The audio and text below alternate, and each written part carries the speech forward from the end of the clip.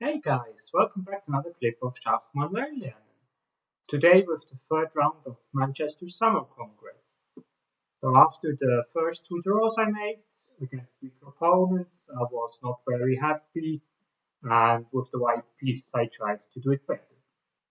So I start with e4, we played paired defense, c6 I was not familiar with, I just played f4, and after queen a5 I realized already that I'm not in theory, and he knows it. What is the threat? Is to capture here with knight, since this knight is pinned.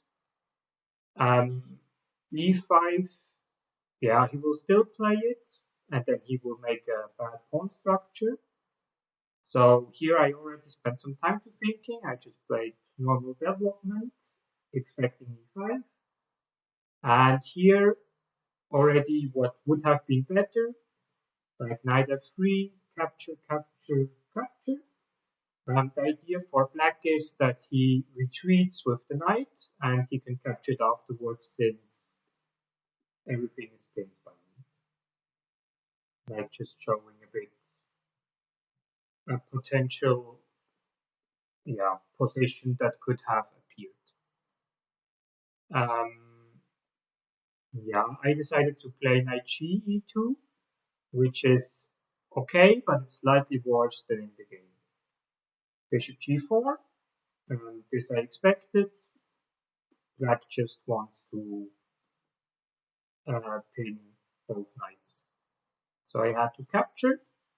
If I don't capture, he will capture. And then here I played small castle.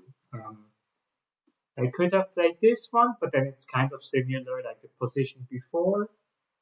But now this one is not protected by my own knight. So I decided to castle in case if he would capture here, I can just capture back. Here I decided queen e1, going out of this pin, and with possible ideas if he short castles queen g3. Another option would have been king h1, and then queen e1, and so on and so on. Here he decided to give a check with development, which is a natural move. And here we analyzed it together, like this was a bit of a mistake, because this knight is not doing anything, and I never want to capture, because then this knight here has an outpost, like no pawns on this and this line to attack him. So it was kind of unnecessary to exchange it. I'm glad he took it. And here he decided to castle short, which gives me some attacking ideas. Another option would have been this one, kind of for preventing the attack with my pawns. And then he can still like castle alongside. Would be a completely different game. He castled, and then I played f5, kind of closing the center. And now my idea is quite simple: g4, g5, and then h4, h5, and g6 to open everything up. He played b5, g4 developing, and now I played queen h5. The idea behind this move is to play rook f3, rook f3, rook h3, and then attacking on h7. That's why he plays knight f8 to protecting that already. Like bishop d2, keep an eye on the queen, and there are some options of that in the right moment. Queen c7, rook f3, and now I bring the last piece into the game, so this here is not doing much, but he's protecting pawn. This here helps to attack, and so I kind of have 4 pieces for attack. He played knight d6, rook g3. Here the idea was to play g6, and then if I play g6, he has to capture with one. If he doesn't capture with anyone, then I just capture, and then I have here this semi-open fight. So he decided by himself to play g6.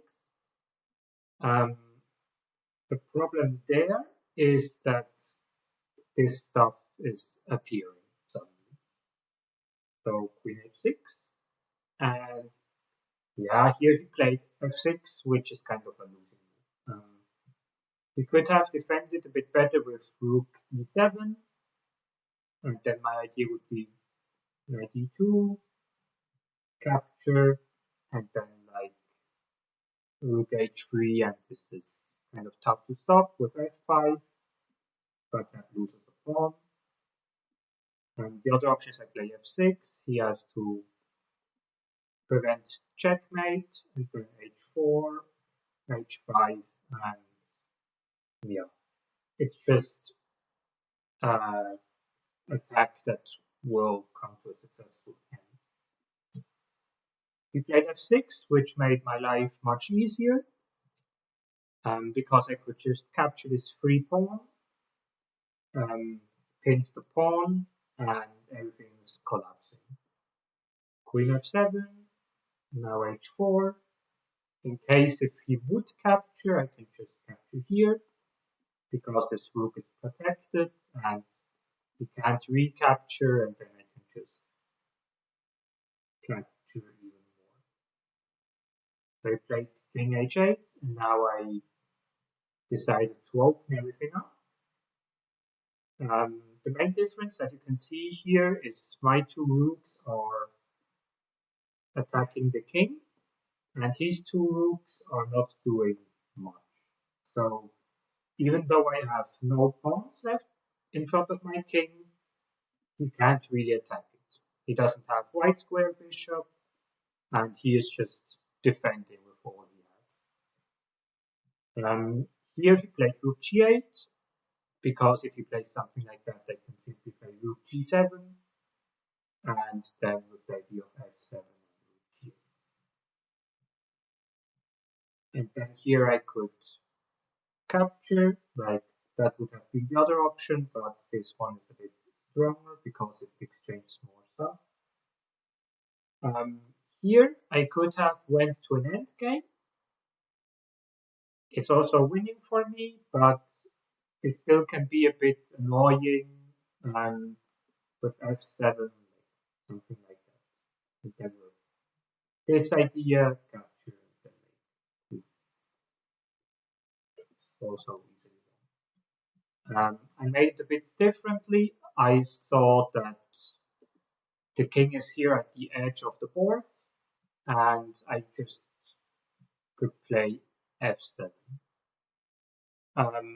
Why? Because like queen is protected, so if he captures, there's no way, to defend f8 that I can make queen.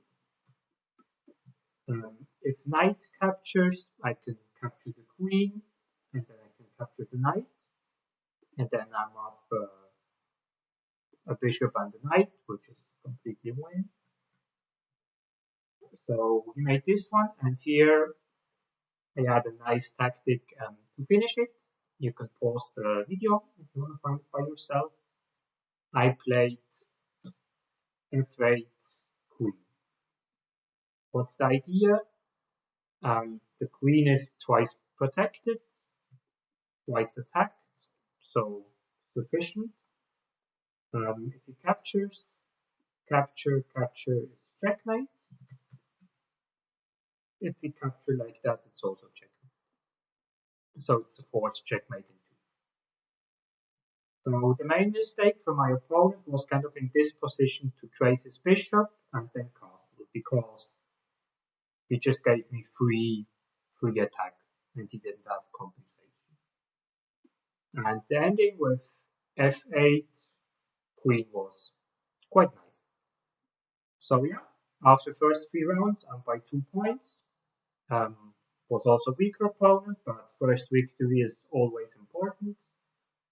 And yeah, let's stay tuned for round number 4 and 5. If you want to improve your own chess level, feel free to leave a thumbs up here and also visit my chess school for private lessons. And yeah, if this works, have a nice weekend, take care, and good chess.